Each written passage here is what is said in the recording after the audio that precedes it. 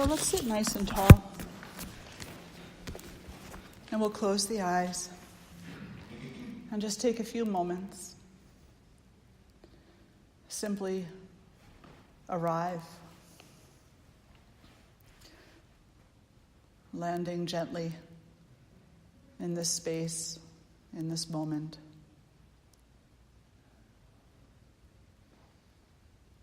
And just feel that you are opening,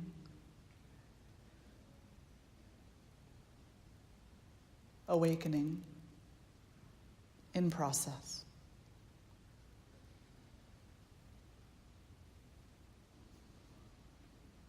And as you explore that experience of being in process, inevitably we may come across moments or feelings within ourselves that we question their validity. We question if they have any true meaning, if we're wrong or if we're right. In this moment, instead of concerning yourself with being wrong, right, how far along are you? In this moment, just see the greater picture that all things have purpose, all moments are sacred. You are neither right nor wrong. You simply are. In process.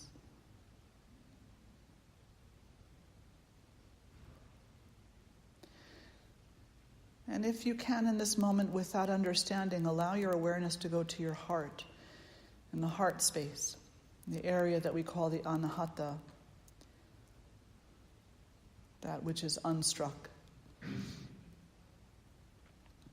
And listen for the truth.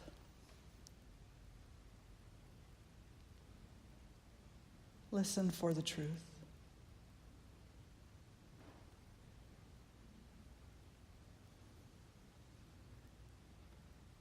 It may not have words. It may be more of a feeling, more of a sense.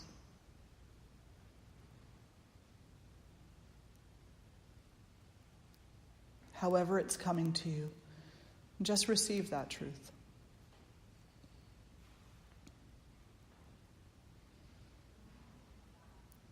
And allow yourself to inquire how to live that truth.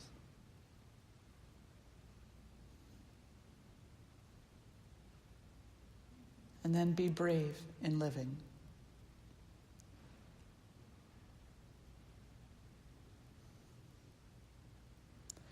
And placing the right hand on the heart, left hand over the right. And we'll raise our voices in one beautiful Om in honor of living. Take a nice breath in. Om.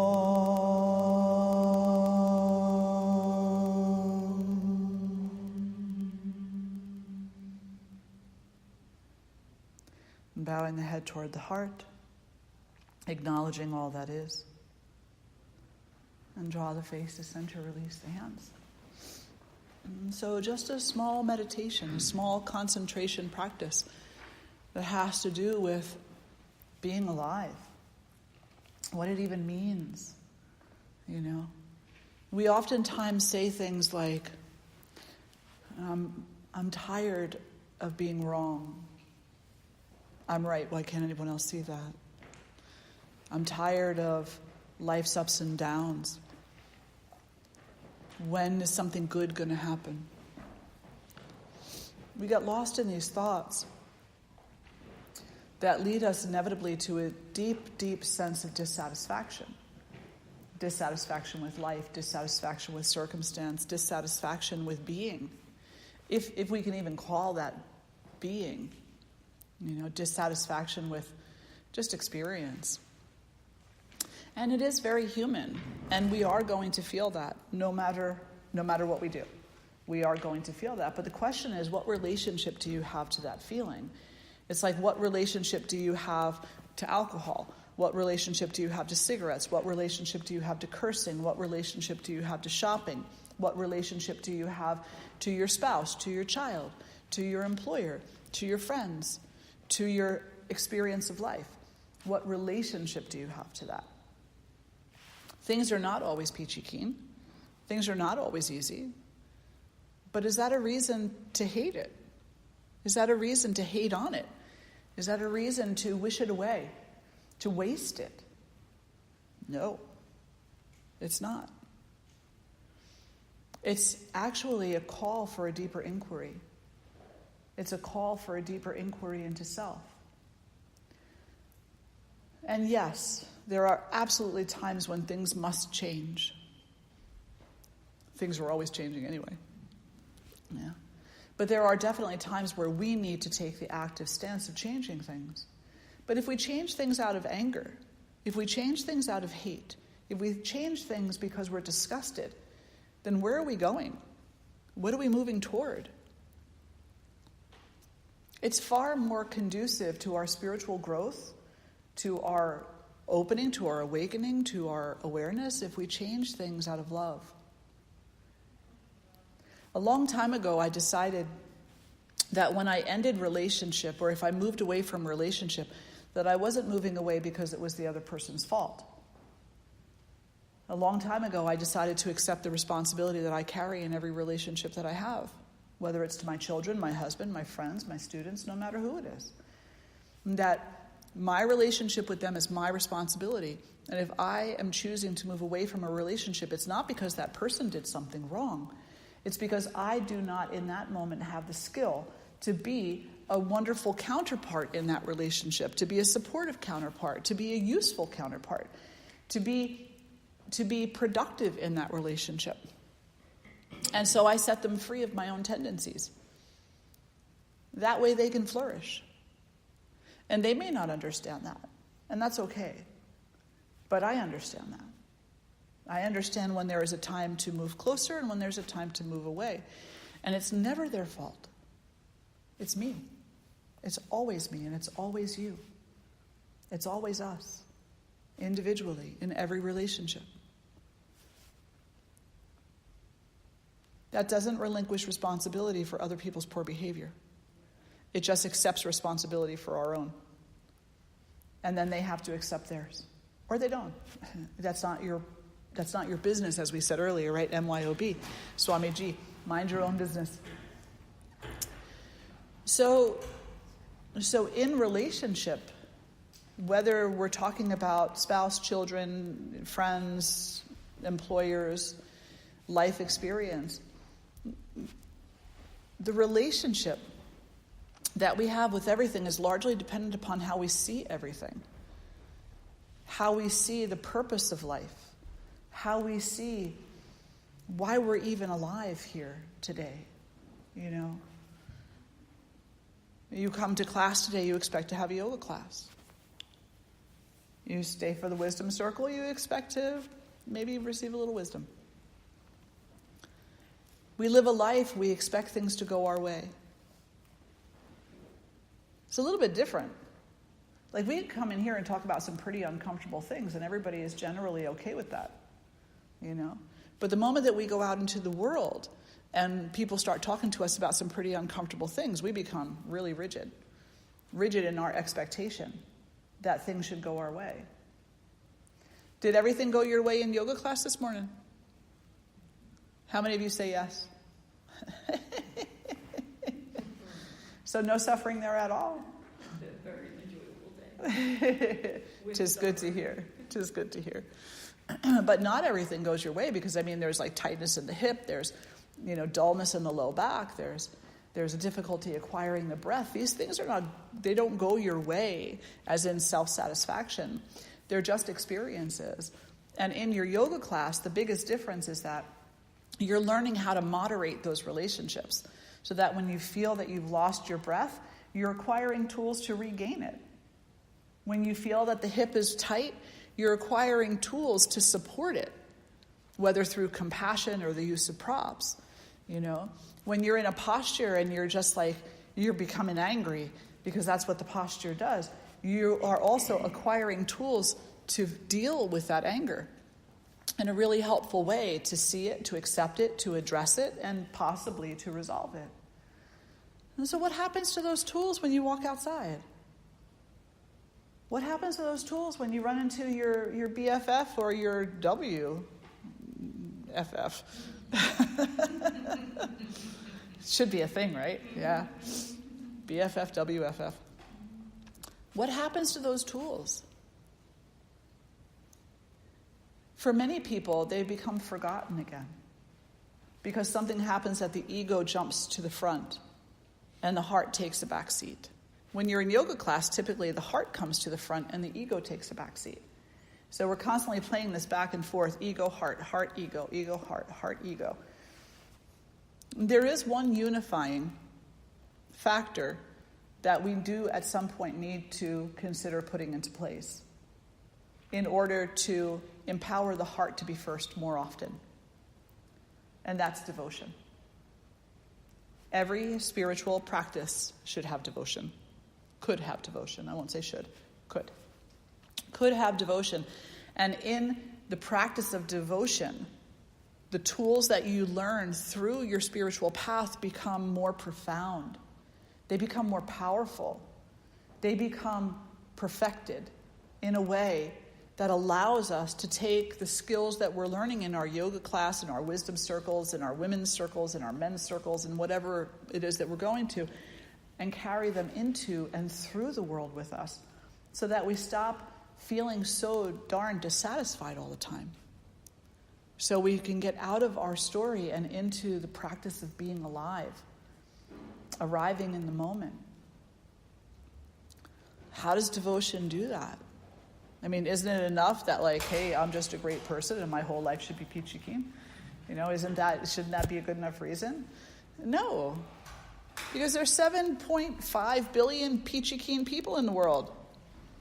And every single one of those peachy keen people have an ego.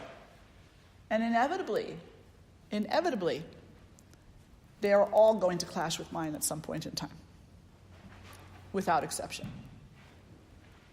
So that means that unless we have something other than ourself, in the egoic sense, to relate to as purpose, we are forever going to be crashing down into dissatisfaction based on relationship. And we will continue to forget the skills that we learn in our yoga class, in our wisdom circle, and elsewhere, in our churches, in our families. You know, a lot of families today, it's always been that way really, but I think we see it more today because we're looking for it. A lot of families today having trouble having a purpose within the family when the kid is on, you know, the computer or the Game Boy, whatever they call them today, you know, and, you know, the dad is lost in sports and mom is lost somewhere else and, you know, the older child is lost somewhere else and they never even sit down to eat together anymore. Like, sit down and eat with your family. Be with the people that you live with. That's the only way you're really going to get to know them. You know, but our egos say, well, no, I want to go play my game. I want to go watch TV. I want to go hang out with my friends. I want to go get a pedicure. It's self-care, right? No. Pedicures are not really self-care. They feel good. They're self-care if you treat them like self-care. Otherwise, they're spoiling you. Yeah, that's another conversation, though. So just bringing it around, we could have devotion. And devotion could be the common factor that runs through our life experiences that grounds us in the necessity of holding on to those skills that we achieve and acquire and learn and using them, applying them, no matter what experience it is that we're having. And so, well, whose devotion should we follow? Should we follow Christianity? Should we follow Judaism? Should we follow paganism? Should we follow yoga? Whose spirituality should we follow? Whose devotion should we follow? And that really just depends on you. It's like, make a choice. Stick with it, you know? You got to look and see, what do you think of as being greater than you? What do you see as being the big picture? Well, let's see. Some might say their spouse. You can be devoted to your spouse, but your spouse is not greater than you. Your spouse is just your partner in this life, not just, but your spouse is your partner in this life, but they are not greater than you. What's greater than you? Well, nature. Love hugging trees. Okay, wonderful. But nature, in the way that we tend to look at it, is very transitory, is it not? I mean, the tree grows and then dies, and then another tree takes its place. So there's even something greater than the way that we look at nature. So what is that? What is that? Where does our devotion go to? What is the ultimate greatness that devotion can reach? And that is creation. Whatever you call that. Christ, Muhammad, David, Allah, Shiva, Krishna, Durga, whatever name your heart puts to it. But that ultimate name, that ultimate energy, that ultimate form, that ultimate creation, that flow of universal consciousness, that's what we can be devoted to if we choose. What does that devotion do? I mean, isn't that religion? Holy crap, we better leave now. It's not religion. It's not. I'm not telling you what to feel. I'm not telling you you have to do something. No, I'm just telling you you can, if you want to. And if you don't, that's okay. Let the suffering continue, you know? Isn't it at least worth investigating? It's at least worth investigating how to hold a relationship within the space of the heart with that, which goes by many names, but which has only one essence, and that's universality, unity, totality, wholeness. There's not really a human word for it. Love, but not human love. Divine love, like something beyond human love, like unconditional love. And to be held within that relationship in a way that is healthy is to live a life that has recognition of purpose. It doesn't mean there isn't suffering. There's always suffering. Because we're physical, we're biological. We're going to build up and break down all the time. But at least in that relationship of devotion, we know why. We know what it means to us. We understand that we do have a body, but we also have a soul. And that the body is transitory, but the soul is eternal. That the body may go through a lot in this life. The soul goes on and on and on. And do we know what happens after we die? No. Not really. I don't know if our minds could actually understand that. I think there's many psychological barriers put into place so that we cannot see what happens after we die, because it's just too frightful for most people, if not all people. And so we focus on living. We don't ever talk about, or we rarely talk about what happens after we die. But here's the thing. In yoga, it states in many of the scriptures that the quality of this life denotes in some part the quality of death and what comes after. It doesn't say that in Christianity too. It says that in Judaism too. It says that in some aspects of paganism too. It says that in many traditions around the world, that the quality of the life that you live now, on some level, influences or denotes the quality of death and the quality of what comes later. Wow. Devotion might be a pretty good idea if we want the quality of this life to be something other than our ego. If we want the quality of this life to be something other than self-aggrandizement and satisfaction. Devotion sounds like a really good idea. Why? Because devotion brings us into a space that the ego is not in control. Devotion brings us into a space of concern. genuine concern, genuine compassion, genuine generosity, genuine inquiry of the wellness of all beings everywhere, not just our own. Once we say there's a universal consciousness that is universal, then on some level we need to understand what that means. And what it means is that nothing exists that is outside of that universal consciousness. If nothing exists that is outside of that universal consciousness, then everything within that consciousness is somehow related. Somehow related. And if everything in that universal consciousness is somehow related, then every single thing I do and say somehow affects it. And if everything that I do or say somehow affects the relationships within that universal consciousness, and if I want to live a life that has good meaning and die a death reflected of that life, and then move on into the future, whatever that means, carrying that goodness forward with me, then it means I must be existing in a state of goodness for all the things that I'm related to. Does that make sense? So devotion is powerful because it puts you in the middle of something.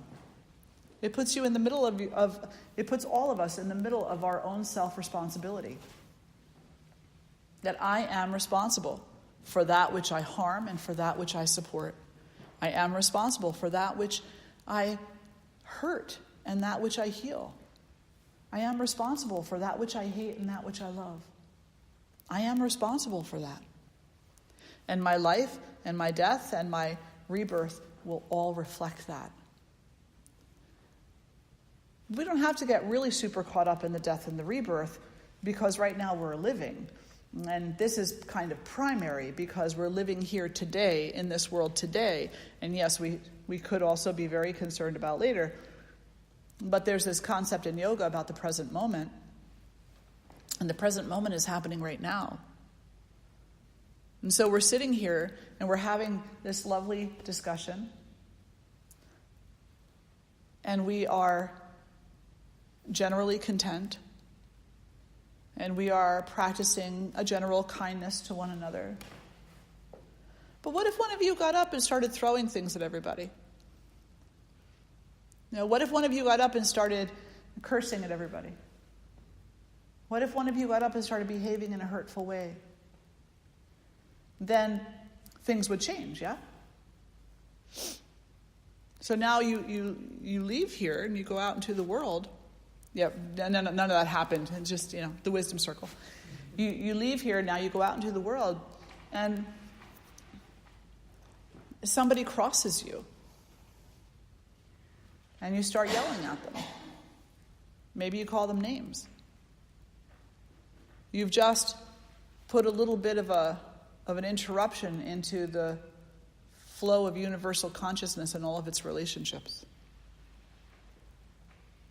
You go home and you see that your spouse didn't do what they told you they were going to do, and you get angry and you start screaming at them for it. Start telling them, you never do anything I ask you to do. You start causing them to feel bad, which causes you to feel bad, which causes them to feel bad. And then suddenly, there's this whole interruption. There's this whole interruption in the flow of peace and in the flow of consciousness. It's an interruption that we bring about. And it's an interruption that leads to harm. That is harm. But that leads to more harm. When we have devotion to an overarching essence, to that consciousness. We see all things as being unified, as being related to one another. We recognize all people as walking a path, and we recognize that in walking that path, they're going to have their own priorities. And as long as those priorities are not harmful to others, and that doesn't mean picking up laundry.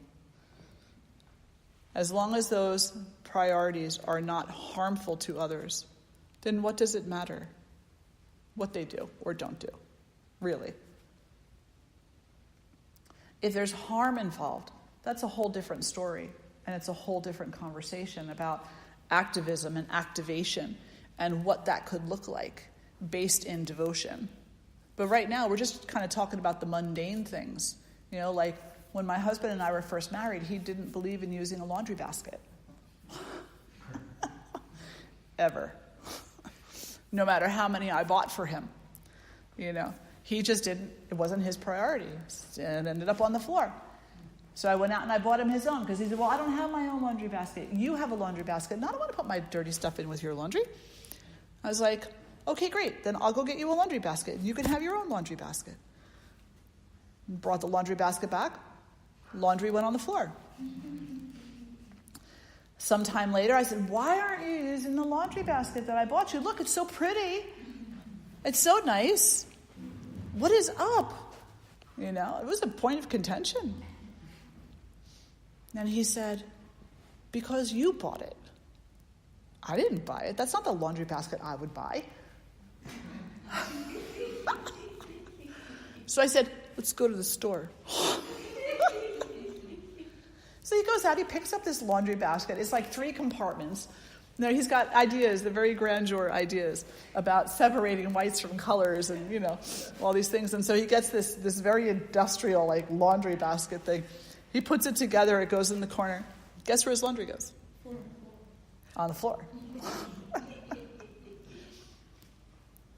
I finally had to accept the fact that we were either going to spend a lot of time arguing about laundry being on the floor, or I could just accept that it was on the floor, and that putting it in the basket is not his priority, and that it doesn't have to be mine either, because it's not my laundry. So we did something, what I consider to be rather ingenious. If you walked into the room, here's the door, and the bed is here. Typically, his side was closest to the door. We switched sides, and he could leave his laundry on the floor all he wanted to because it was hidden by the bed. I didn't have to see it. And then if he needed something, he picked it up and washed it. And for the most part, that resolved the matter, Creative solutions.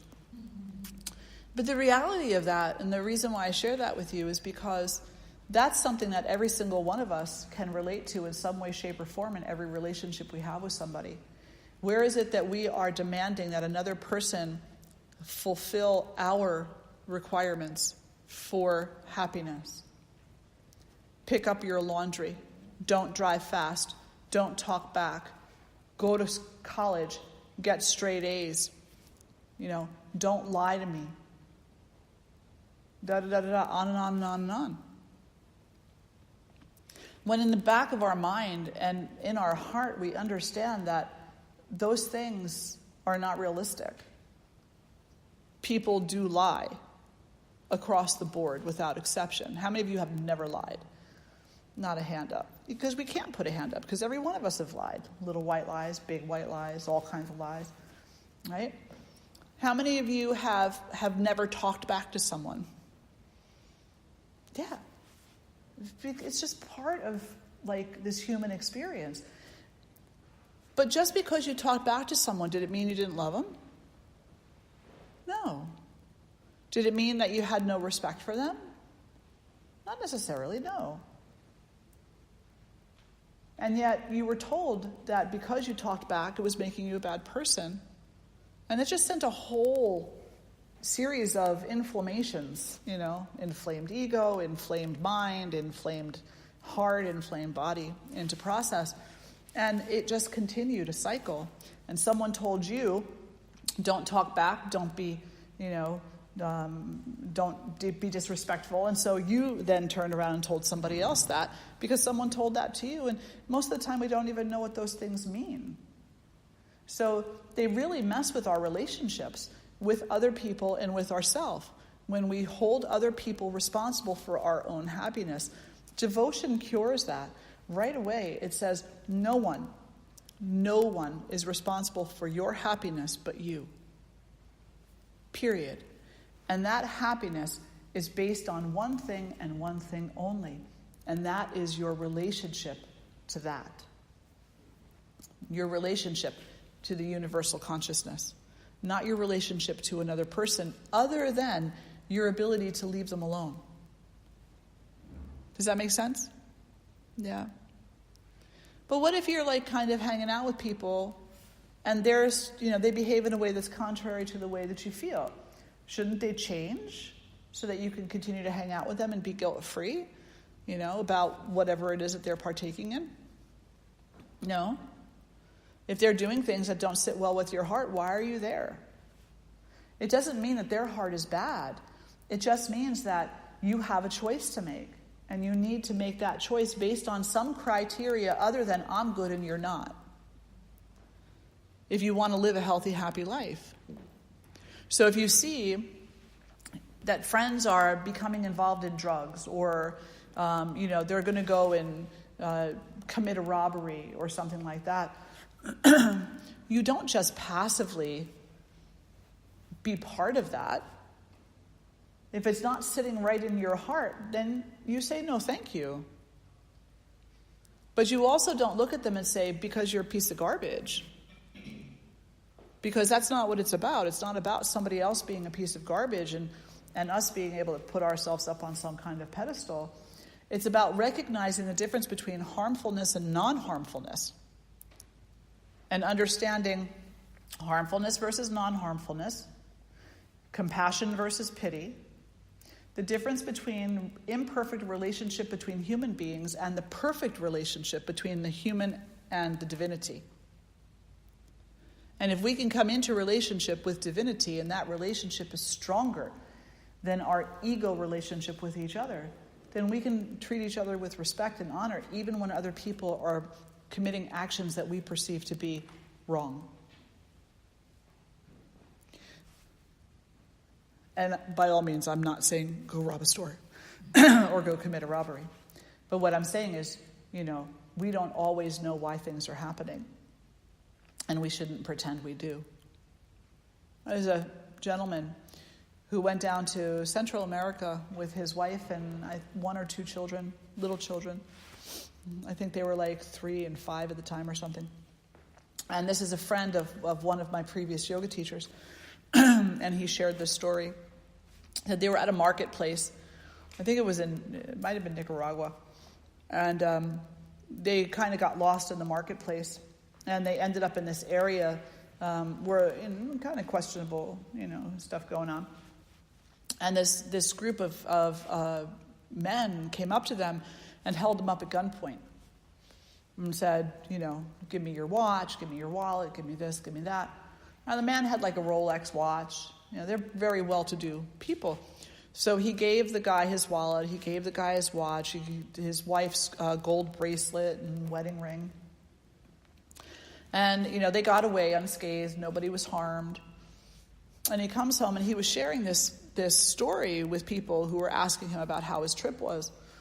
And as he's telling it, somebody that was in the group with them was getting irate and saying, oh, such garbage people in the world. Man, can you even imagine? You must be so pissed. Like, I would never go back there again.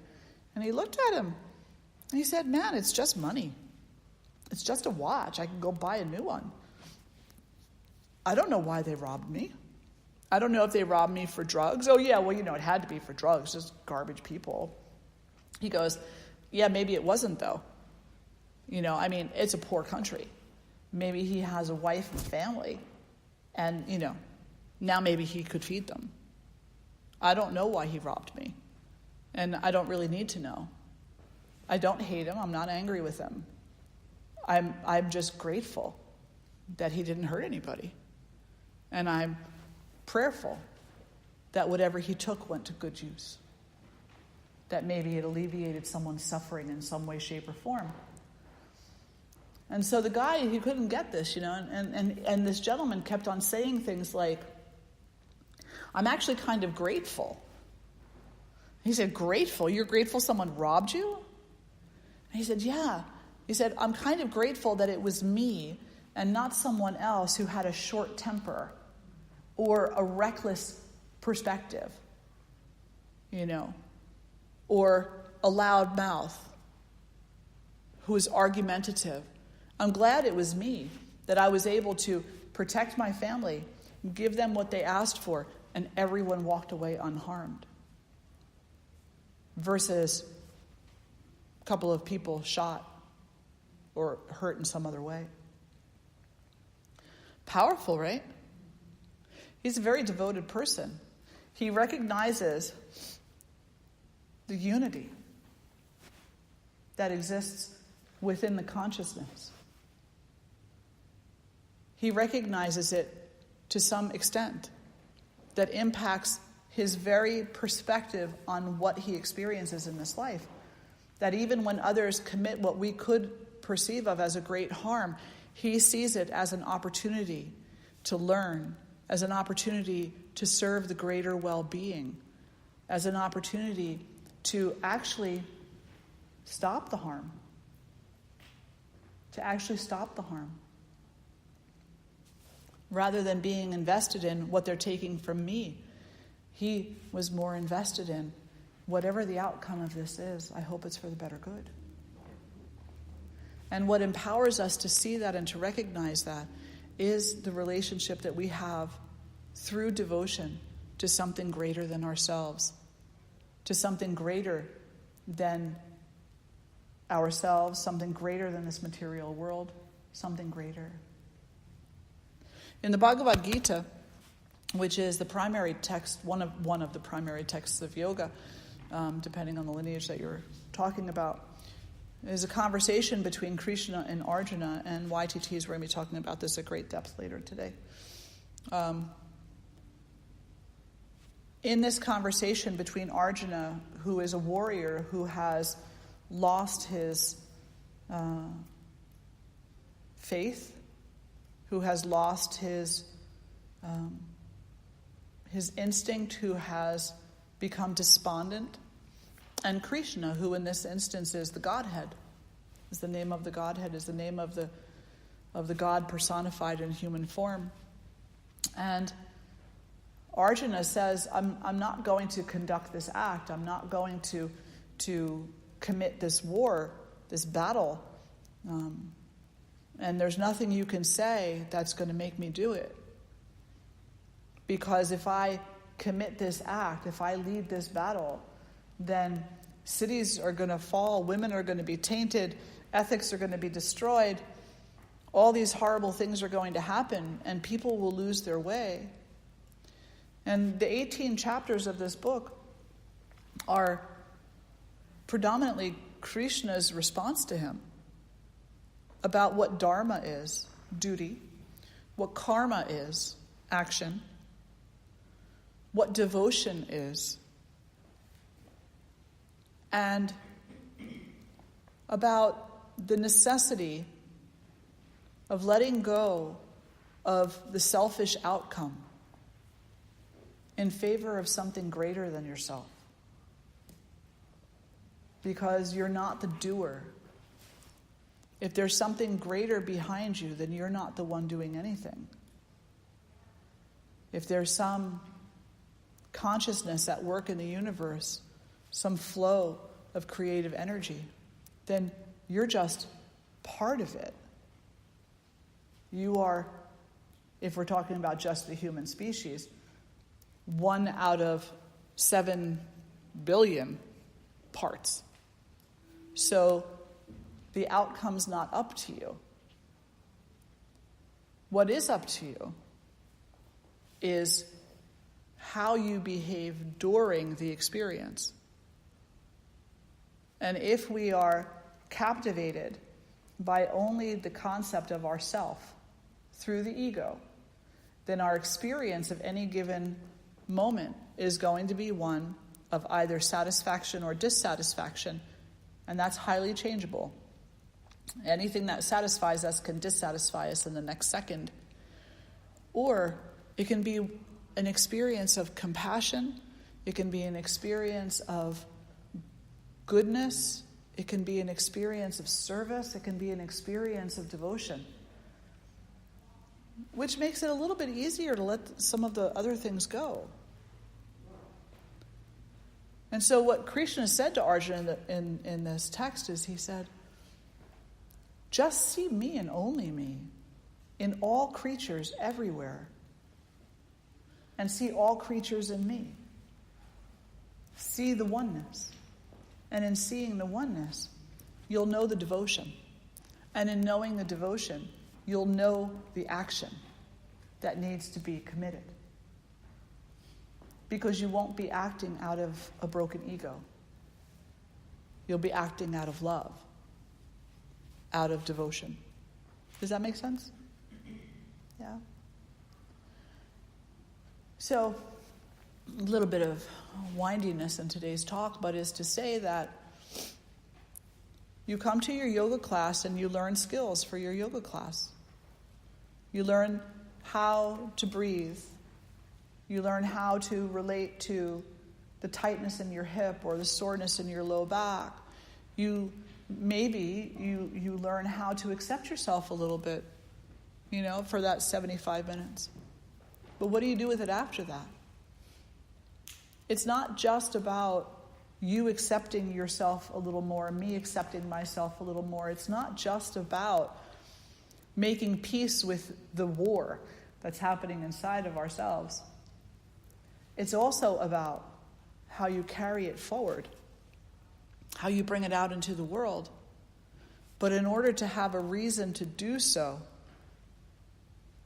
there has to be something bigger than just me, just the concept of me.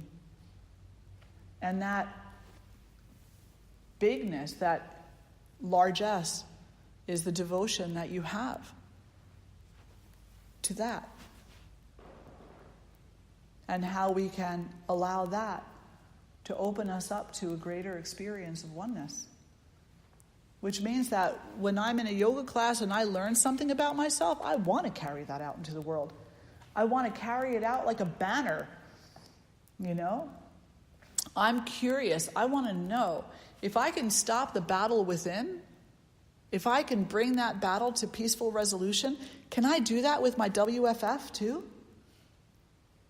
Can I do that with my parent, with my child, with my boss, with my coworkers? Can I do that with, the people in society that I judge? Can I use those techniques to be peace walking through the world? The only reason to do that, there's got to be a powerful reason, and that's because the ego is freaking powerful. There's got to be something more powerful to override the ego. And the only thing that is really more powerful than the ego is God. Is the concept of oneness, of unity. The ego is separation. God is oneness. The ego is me. The concept of the divinity is us. Does that make sense? Yeah. Hello, Alejandro. How are you? So what questions, thoughts, or ideas do you have?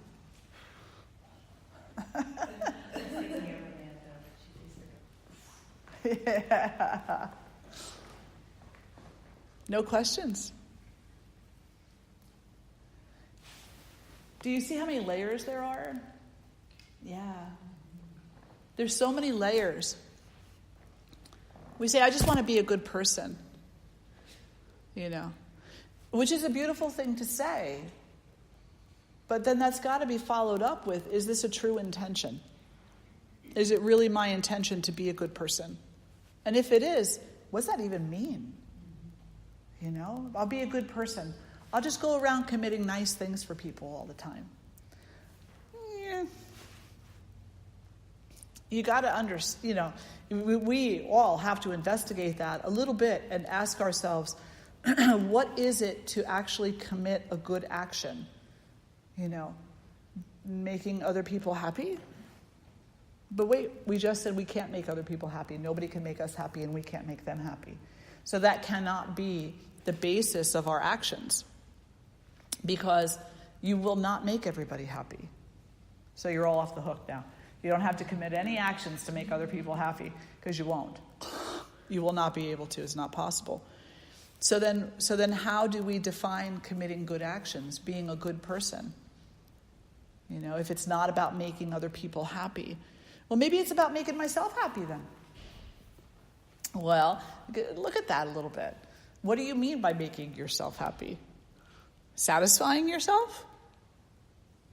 Or coming to know yourself as part of a greater whole? Well, I want to invest in self-care, so I'm going to go get some pedicure, manicure, massage. That's all wonderful, but it's not the ultimate in self-care. The ultimate in self-care is having wellness, wholeness, integration, integrity, kindness as being part of our overall lifestyle. So sometimes a massage is necessary, absolutely. And pedicures are very nice and they can be very soothing to the nervous system. But what does the pedicure matter or the massage matter if the lifestyle is still corrupt? And if the perspective in life is still one of harm? So again, we got to take it a little further. What do we mean by, I want to make myself happy? I want to go on vacation once a year. I want to tell everybody else what I need and tell them how much they better do it. No, that's ego. To make oneself happy is to surrender to that which one is devoted to. Because once we surrender to that, whether you call it Jesus or Muhammad or Krishna or Durga, once we surrender to that and to the wisdom that offers us, then our life becomes less about the little satisfactions and more about the great amount of service that we can each conduct, that we can offer out to the world for the purpose of healing. In Ram Dass's book, The Art of Meditation, like chapter 7 or something, on the very first page, he says, of that chapter, he says, we can all climb to the top of the mountain, but none of us can stay there. I'm paraphrasing. But basically what he said was, this was from the teachings of the Buddha, as long as there is one being still existing in a state of suffering in this world, and that state of suffering is being brought about by the hands of another, then no one can stay at the top of the mountain. We will all have to always come back until no one is left suffering at the hands of another. Wow. To be able to commit oneself and one's life to that level of service, there has to be a reason, initially. And the reason is devotion. Devotion to God, to Goddess, to goodness, to healing, to unity. And then, eventually, we don't need to be so logical about it or so mystical. Eventually, if we surrender, we see firsthand the power. And then we just do it because we know. We know that the more kindness I walk through the world with, the less defensiveness, the more things around me seem to change. And it's changed for the better. So I think there's something to this. The more that we surrender to just the inherent qualities of goodness, the more we willingly surrender to that divinity. And the more we surrender to that, the more in love we fall. And the more in love we fall, the less likely it is that we want to commit any kind of harm. The less likely it is that we will abandon all of the skills that we've worked so hard to acquire over a momentary dissatisfaction. Does that make sense? Questions? Cal, you're smiling. I can see there's a question in there. Sure, why not?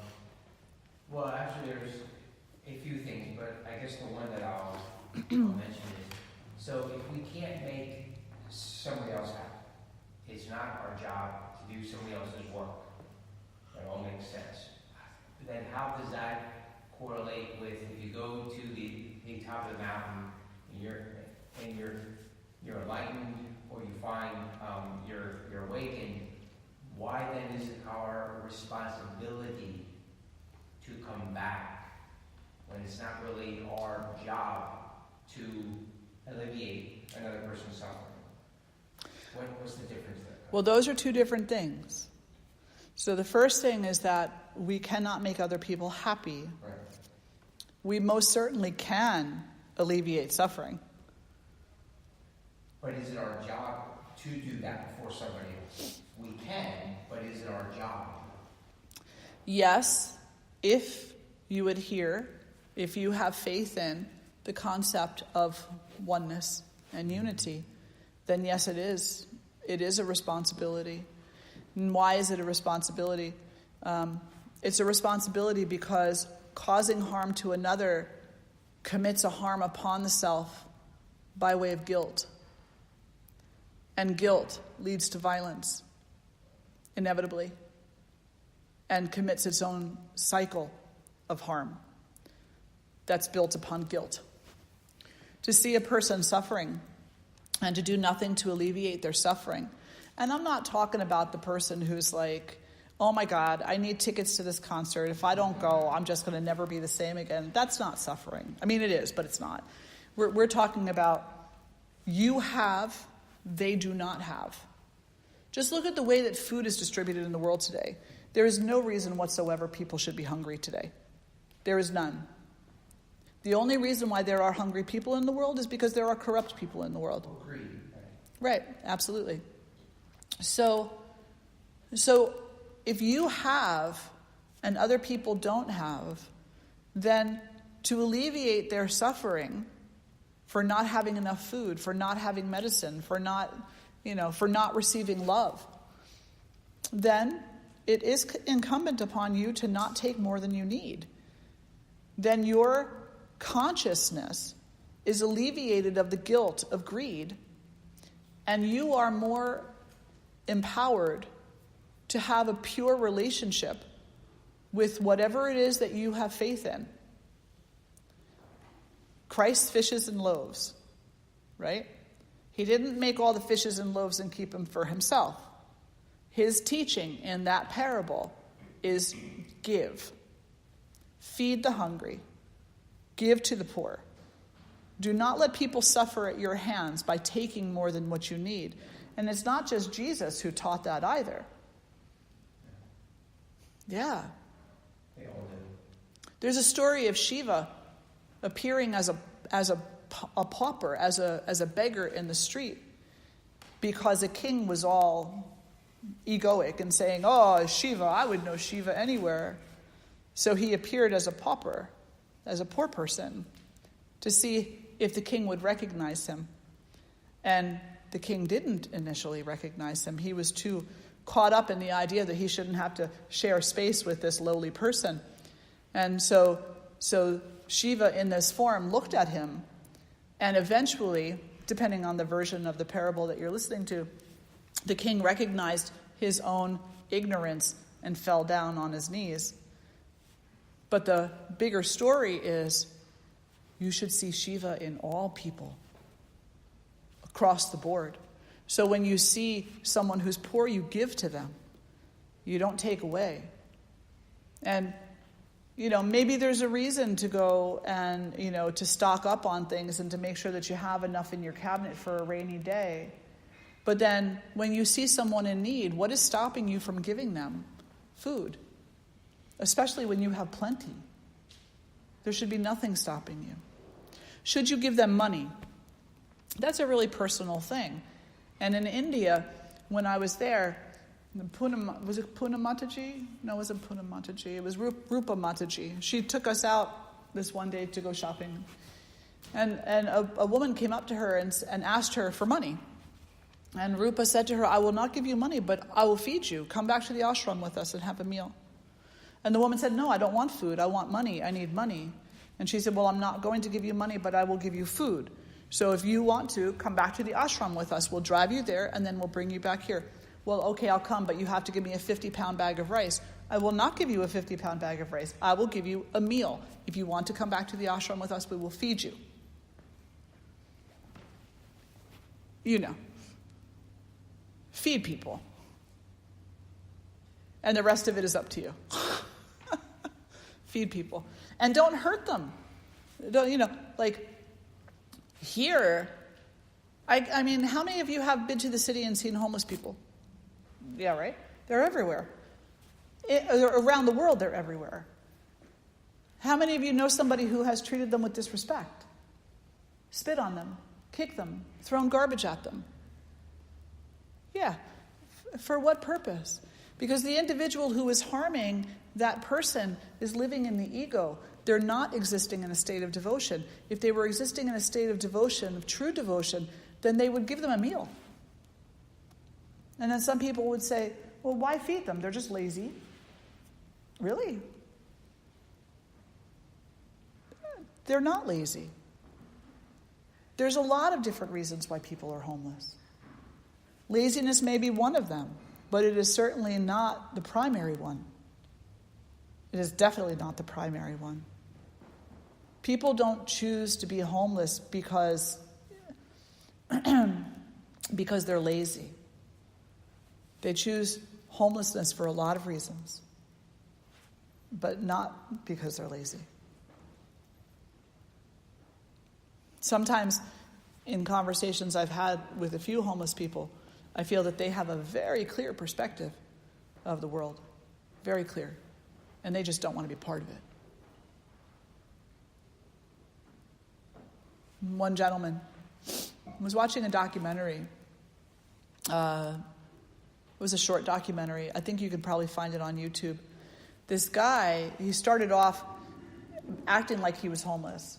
And he was going up to like these people in wealthy, like expensive cars and stuff as they were going to their car and asking them for, like could they get them a cup of coffee?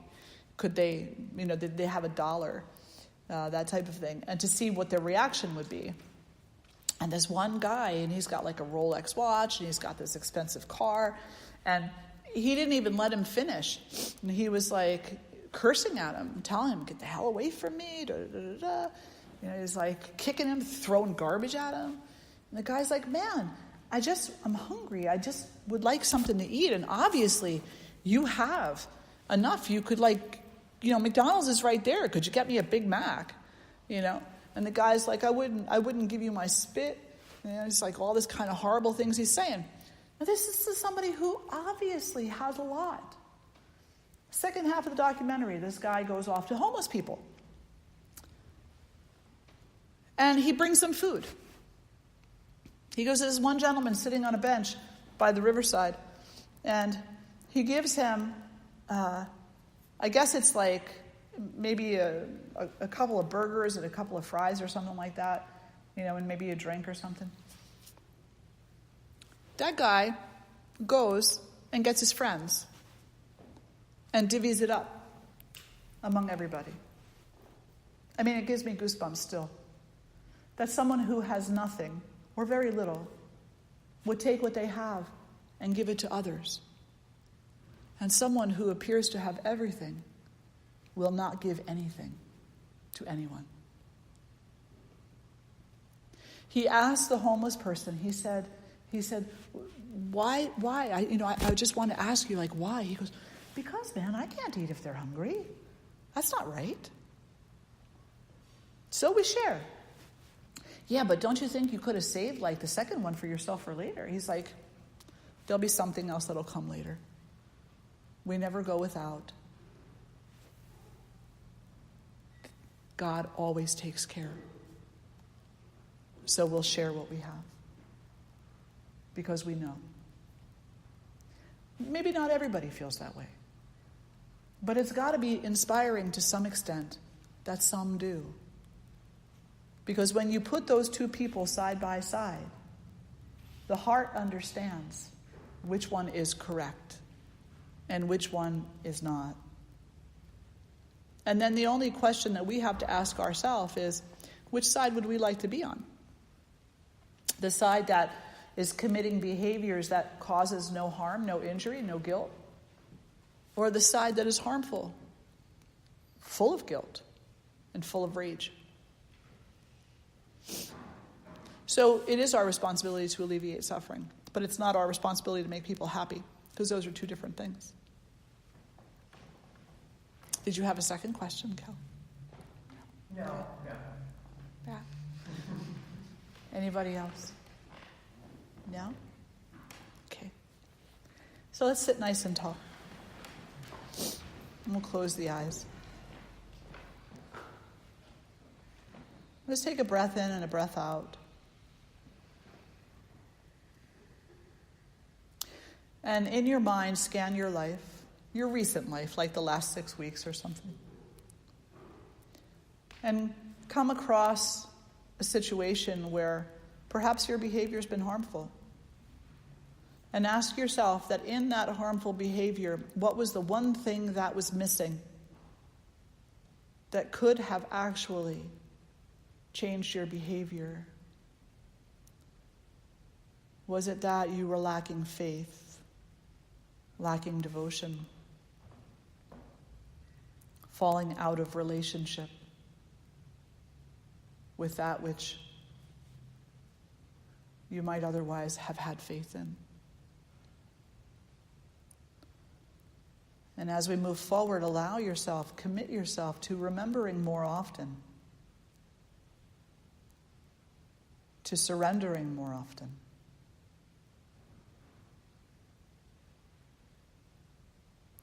to being with that more often.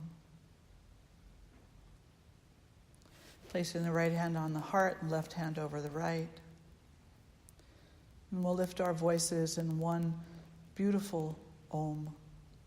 Take a nice breath in.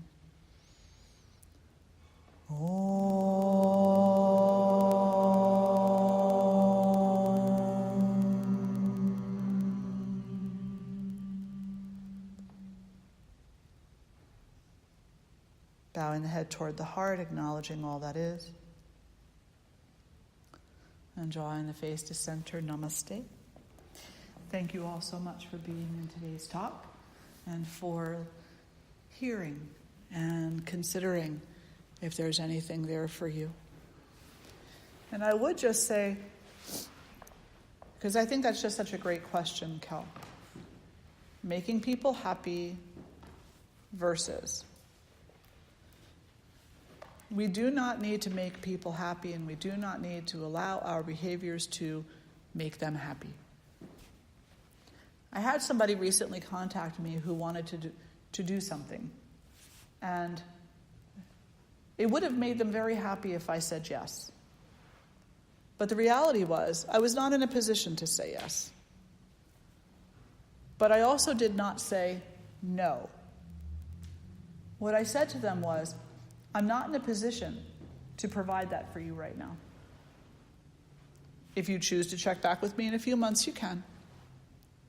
But right now, I'm not in a position to say yes. And they were fine with that. Because I didn't say no. I didn't say never. I didn't say, how could you ask something like that? I didn't justify. I just said, I'm not in a position right now. If you want to check back with me in a few months, you can. Period. And what they do with that is their own. Remember, less words are more, typically, in those types of situations. Justification is not necessary. It's either time or it's not time. And as my wonderful husband said to me on more than one occasion, if it's not time, then it won't grow.